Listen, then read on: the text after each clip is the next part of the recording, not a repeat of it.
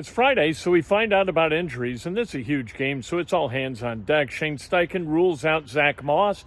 Zack Moss, the forearm not where it needs to be in order for him to play. But Braden Smith, they expect to play. Michael Pittman Jr. expects to play. We talked to Michael Pittman Jr. He said that, things didn't work out for Atlanta. He said that his wife told him, hey, you're not acting right. So they decided, got to respect the protocol and kind of reactivate. So this week he says he feels much better. Braden Smith says, 48 hours till the game. We'll see if he's up, see if he's down, but he's planning on playing. We'll see what happens. Shane Steichen talking about the Raiders, talking about injuries, talking about his growth as a coach this year. There's been a lot going on this year, and Shane Steichen is really one of the high points of the season. I think he's put them in a position where they're going to win that AFC South. I mean, things have got to happen in the right order. The Jaguars have got to lose one of these last two, but I like where the Colts are at now that they're healthy. Zack Moss had a setback because I know he practiced some yesterday. Yeah, he's just working through his deal on his arm. Yeah. What's the update on Pitt? He has cleared protocol. Should be ready to roll. Is he available to play? Yes, he should be. And so the shoulder issue that was kind of mixed into this, how is that specifically? Is it good? Yeah, he should be all right. Okay. Yeah. Yep. Just last thing on Pitt. He means so much to your team. How much is that?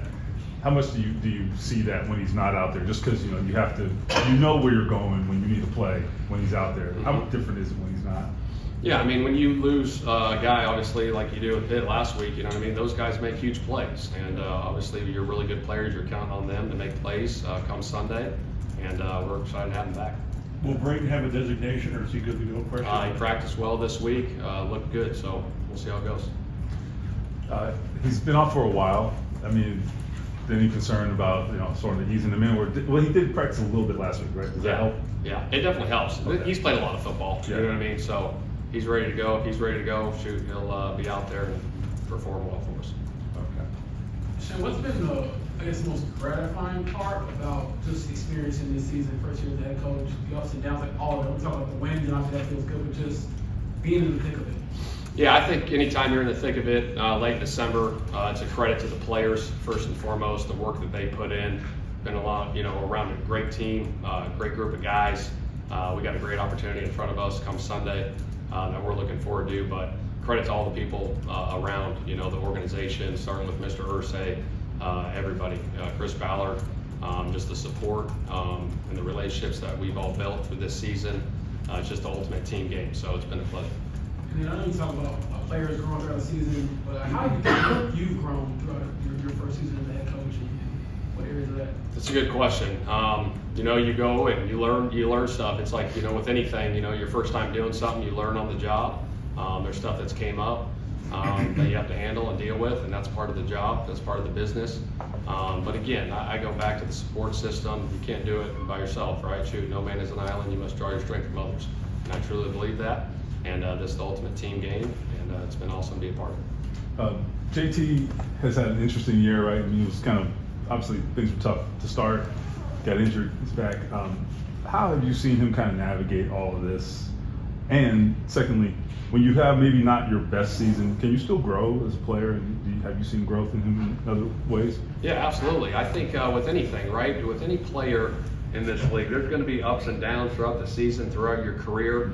And it's how you handle them, right? It's the resilience, it's feeding the positive, weeding out all the negative, and keep going, right? You're not going to win every game, but shoot, you're going to give your best effort. You're going to go try to put on a show every Sunday for your team, whatever that position is, whatever that player is, and shoot, love having JT on this team. And it seems as though that defenses still have a lot of respect for him.